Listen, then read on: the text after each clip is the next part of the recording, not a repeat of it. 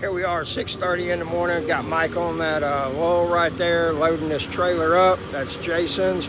And one of the things the other day, I was having a hard time getting it disconnected. Well, the problem was that I had it too high up. I brought my ball down just a little bit, got it horizontal with the trailer and level, and it's been doing just fine ever since. So here we are. We are getting our Tuesday morning hustle on. And why is that? Because we found who's got our money. Now, we are definitely got a load.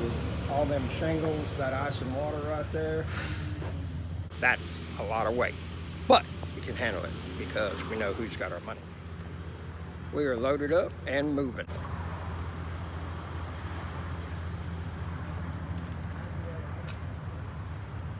First trailer drop today. We got a bunch of shingles. Always make sure you get out of the truck 4 or 5 times. Trust me, it's worth it instead of backing into something and then having to replace it.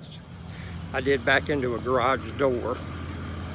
That was a $550 oopsie. You're gonna get hooked up to the old Big Tex.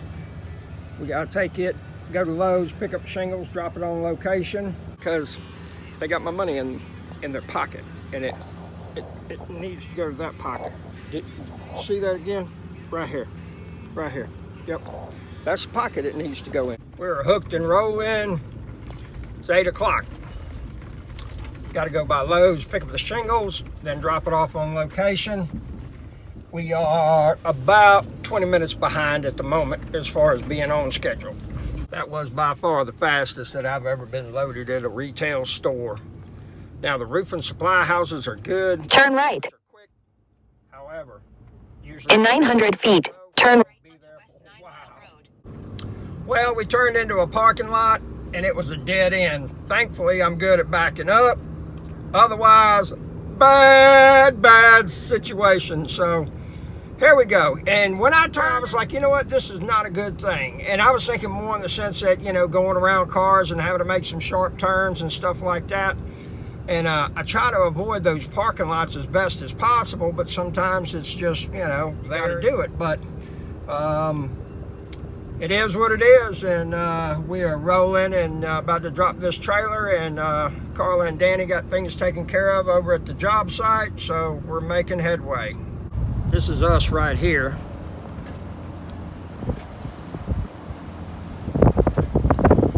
They wanted it on the right side. We put it there. That's as good as we can get without getting on the grass. Can't even put a shoehorn in there to get it closer. All right, we got us some drinks. We're refueled. Now we're headed to a job site. We got to pick up a trailer. We're going to take it to the dump, then take the trailer and drop it off at the warehouse so we can be ready again. Might be having to do another one tomorrow at a different location as well. I got one roofer that they have one of my trailers. The houses are small, but they're across the street. He said he would move it around himself. No issue there. Their problem is that the house has had a lot of woodwork that's needed to be done. That slows you down. The second thing is he's got one crew that seems to not be able to shake some kind of sickness, and so that's really killing them as far as productivity goes and everything. Of course, my sales suffer as well in the sense that they're just not using as many trailers. It happens like that sometimes, you know. There's an ebb and flow to business, and last week I wrote my tide check, and I included the week, you know, this week, because go ahead, just write one check, and then it was like, boom, man, the water faucet just opened up, and I'm always fearful of saying, God, please, no more. I appreciate it. I'm at capacity with blessings and everything like that, but I know that he doesn't bring me that far to drop me off and everything, so I just roll with it and keep on doing it, you know. And we're going underneath an overpass, and up in the corner there's some guys that got a makeshift tent up there and everything, you know. And I'm always so thankful, because there go I but for the grace of God. And the thing about it is that if you were born in this country and you woke up in the United States, you have, you know, you've got such a leg up than most anybody else, and that's such a gift, you know. I lived in a third world country when I was 7 years old. Running water is a luxury, electricity is a luxury, opening up a refrigerator is a luxury, Hot water is a luxury. Going to a store and having the choice of 20 different types of mustard, that's a luxury, okay? But if you've never been outside of the United States, you know, you probably have no idea how the rest of the world lives. And it is different when you experience it as opposed to looking at just pictures, you know. So there's a saying that procrastination is the practice of being arrogant with putting something off that God said you needed to do. Now, I'm not trying to get all religious on y'all and everything. I do, you know, this thing in Afghans weighed hard on my heart. Got a lot of people that I know that are vets, and you know, they're just shaking their head in disgust of, you know, how many people gave their lives. And you know, we really, a lot of times, folks, the United States ain't got no business being in other countries and doing what we do, you know. And I'm not telling you that other countries are better than us. I'm just saying that our way is not always the best way, so to speak. So we're headed to go pick up this trailer. We'll get some footage here, and then we're going to the landfill. Woohoo! That hot spot on the Gulf Coast. Now, here's the thing. If you're in 20 miles of any roofing tar and you just look at it, it's getting on you.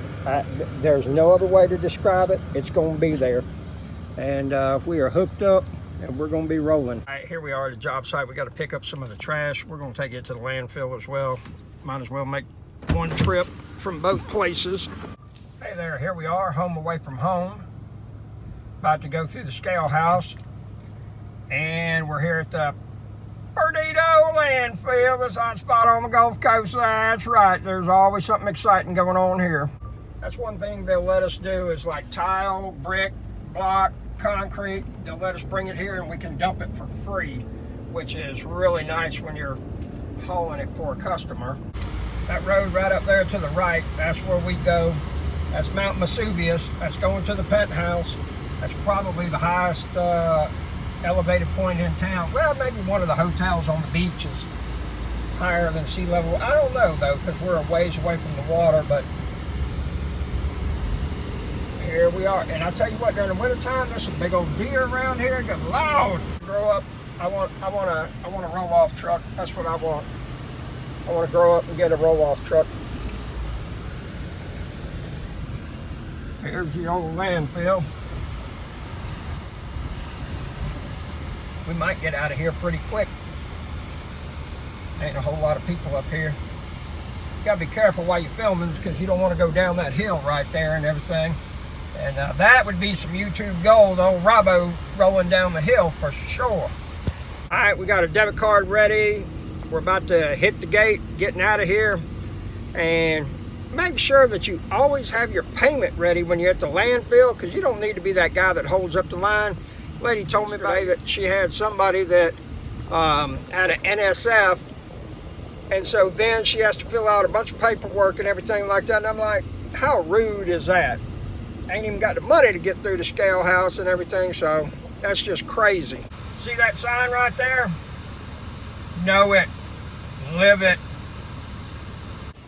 Crew's been really humping it this week. I'm appreciative. We are going to Olive Garden, their choice, for lunch. And this fat boy is hungry. Hangry! I want to eat. Just enjoying a little bit of Olive Garden. Alright, we're finished up with lunch. We went and picked up a tool trailer from where we were working at for the customer. Now we got it on location at my place that we're converting the units to start doing Airbnb with them.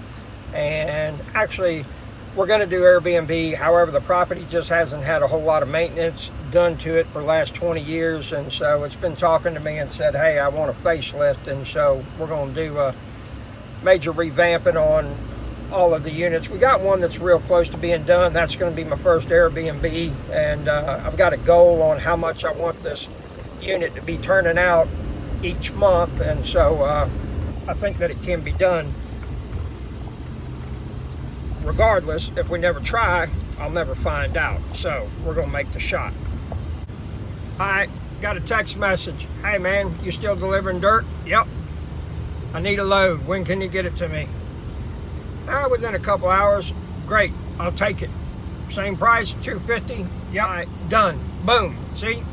Somebody found my money in their pocket. Can you believe that? And they called me to help me get it from them. Get out of here. It's a beautiful country. What a country. I love it. Here's the thing, man. Do you think I'm in the dump trailer business? Yep, got it behind me. Nope, we're not. You think I'm in the dirt business? Nope. I'm in the people business.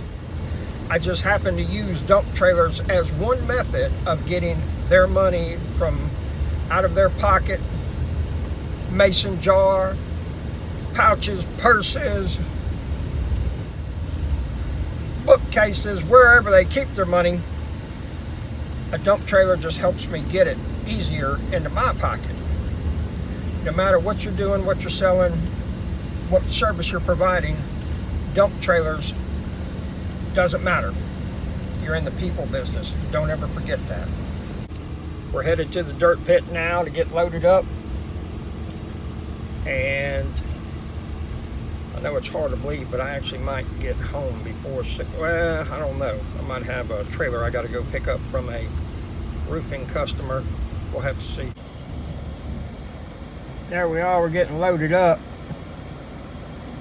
That's a pretty good sized bucket right there. That's probably about 8,000 pounds, I'd imagine. We're getting some of that dirt right there. That's right.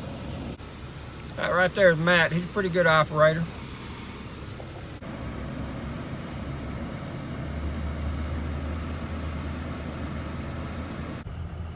There we go. Got us a load of dirt. We're going to take it down there. Got to go in here and pay. And then we'll be driving again. We got the Popo over there at the gas station. Ain't no telling what's going on over there. I'm sure it's exciting. This is Pensacola. Ain't nothing ever dull or anything like that. Well, guy flying him a sign. Anything helps.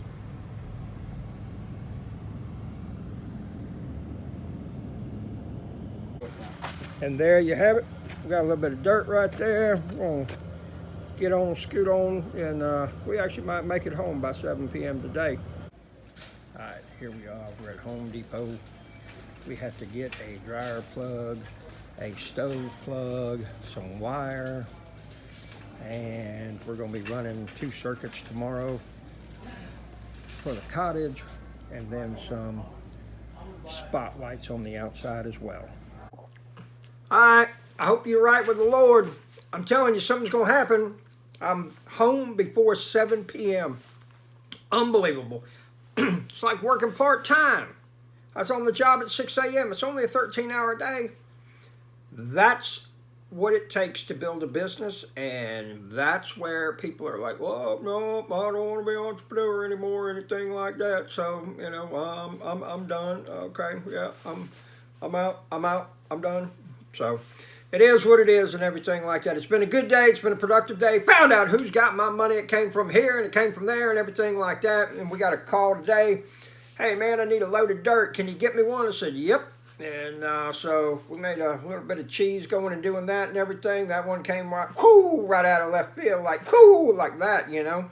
And good thing that I paid my cell phone bill up and everything, and not changing numbers every 30 days or something. Somebody can get in touch with me. Builds trust. When people see, hey, I've had the same phone number for 17 years or whatever, you know, that makes people smile, because people will have to have 3 things to do business with you. 1, they're going to have to know you. Some way, somehow, they're going to have to know you. 2, they're going to have to trust you. 3, they're going to have to like you. And that's one of the hardest things for me is that when people start taking a long time in a conversation, I don't need to cut them off at the knees and say, come on, get to the point. What I need to do is let them talk and take an extra minute or 2 and build that relationship. So I'm going to show a picture. The guy's name is Ranchos Ositos. He got a roll-off setup, and he is in business, starting to kill it. All right, he's out there. He's got him a new roll-off setup. He's making it happen. You too can do this.